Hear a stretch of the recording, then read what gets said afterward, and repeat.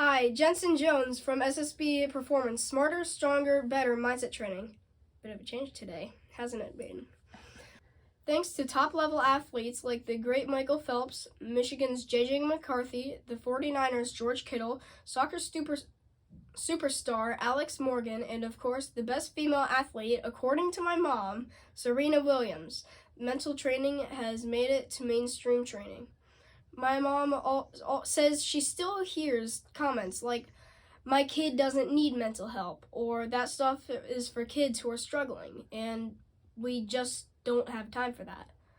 So we still have some work to do, but more people believe that mental performance is directly related to actual performance today than yesterday, one step at a time.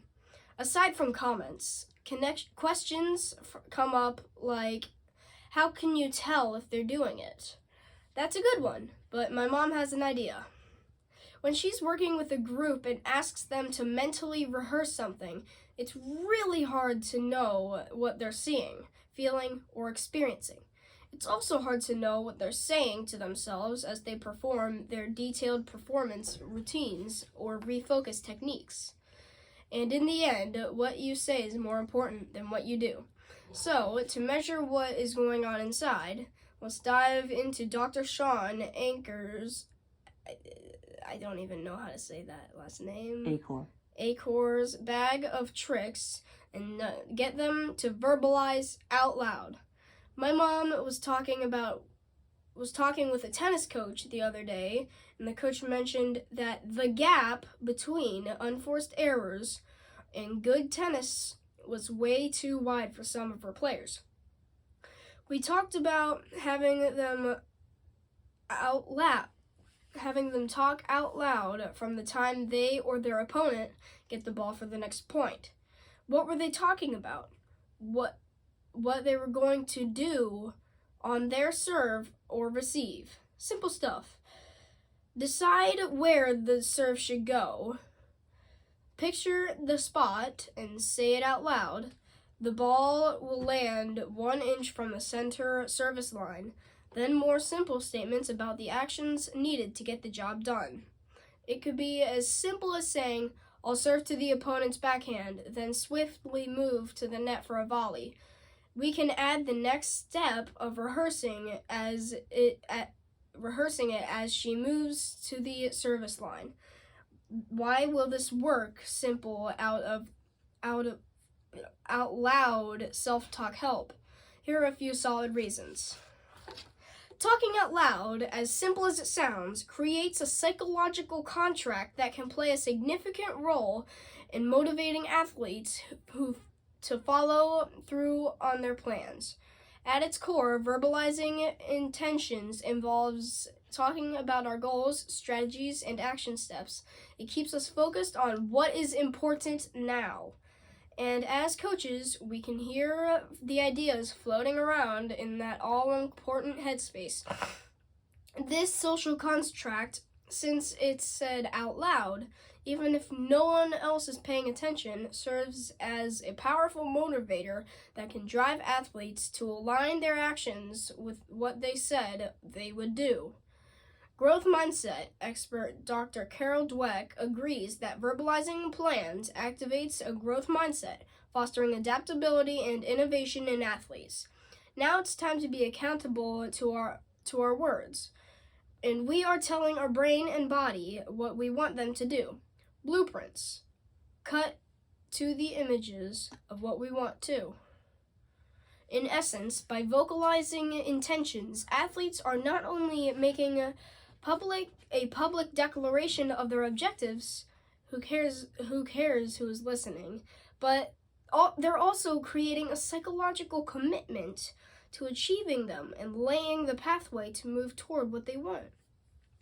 Verbalizing intentions can enhance athletes' sense of agency and control over their performance. By vocalizing their plans, athletes can reinforce their belief in their ability to influence outcomes through deliberate action. This sense of agency fosters confidence and resilience, both key psychological attributes that contribute to peak performance.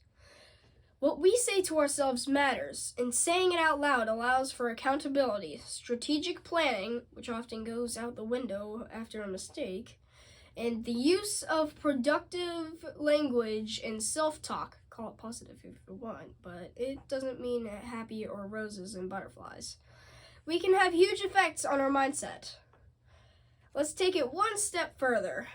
We can get our athletes more comfortable with all of this talking out loud stuff if we start with asking them to talk out loud as they mentally rehearse. We know the benefits of mental rehearsal, and there is a ton of research that indicates that same neurological networks are used to imagine movement and to actually move. Pretty cool, huh? So, let's hear what they're telling themselves to do. Sports psychologist Dr. Jim Taylor emphasizes the importance of internal dialogue in shaping performance outcomes. He says our thoughts influence our actions more than we realize. Verbalizing mental rehearsal forces athletes to confront their inner dialogue, ensuring it aligns with their goals and aspirations. I'll add that it forces them to ensure that what they say, see, and feel is truly what they want.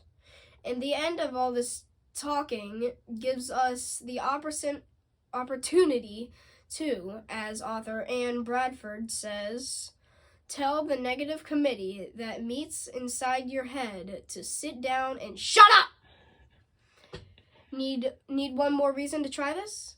Dr. Angela Duckworth says creating an environment where athletes feel comfortable in vocalizing their thoughts fosters psychological safety and enhances performance.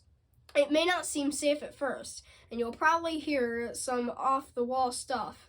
At least we can get everyone on the same page and help athletes become more aware of the power of their voice and choice. Talk out loud, that's it.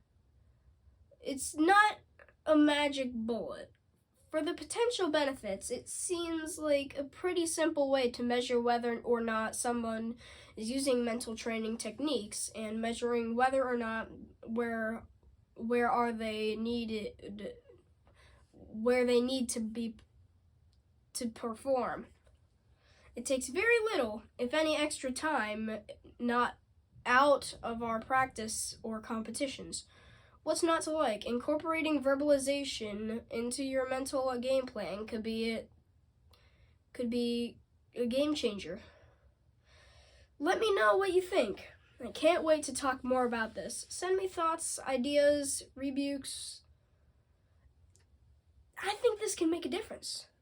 But you are the ones dealing with the outcomes. Say it out loud.